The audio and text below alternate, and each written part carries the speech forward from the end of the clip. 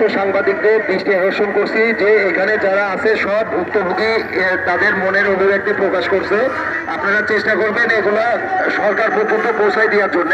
আমাদের media coverage যদি ভালো মতো হয় তাহলে আমরা সরকারের কান পর্যন্ত পৌঁছায় দিতে পারবো। আমরা সরকারের কান পর্যন্ত এইটা পৌঁছাতে পারবো।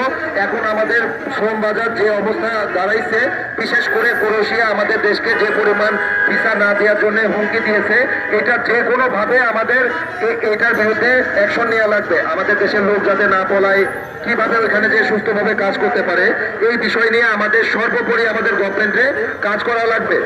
আর বাকি কথা এখন আপনাদের সামনে কিছু কথা উপস্থাপন করবেন আমাদের উপদেষ্টা নাফিজা আপু।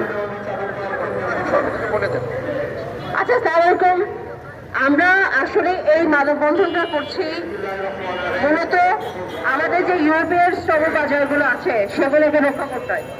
আর দ্বিতীয়ত হচ্ছে বাংলাদেশে আমরা সবাই জানি রোমানিয়া, বুলগেরিয়া এগুলোর অ্যাম্বাসি না থাকাতে যথেষ্ট সমস্যা হচ্ছে। তো এই সমস্যার সমাধান যেন সরকার দ্রুতভাবে করে, সে কারণে কিন্তু আমরা অলরেডি সমস্যা সমাধান করেছি। আমি আসলে চাচ্ছিলাম যে মানববন্ধনে আমাদের যত ক্লায়েন্ট আছে তারা যেন তাদের সমস্যাগুলো যেন তুলে ধরে, যাতে করে সরকার সেটা জানতে পারে। তো তারা অনেকে তাদের প্রবলেমগুলো বলেছে। আমি আশা করবো আপনারা যারা এখানে উপস্থিত আছেন আমাদের সাংবাদিক ভাইরা, তারা সব অবশ্যই যেন সরকারকে এই সমস্যার সমাধান করার জন্য দ্রুত আমরা যেন ওইটা পৌঁছাতে পারি, এটাই হচ্ছে আপনাদের কাছে আবেদন। এখন আমি বলতে চাই বলবো যে কিছু কথা বলতে।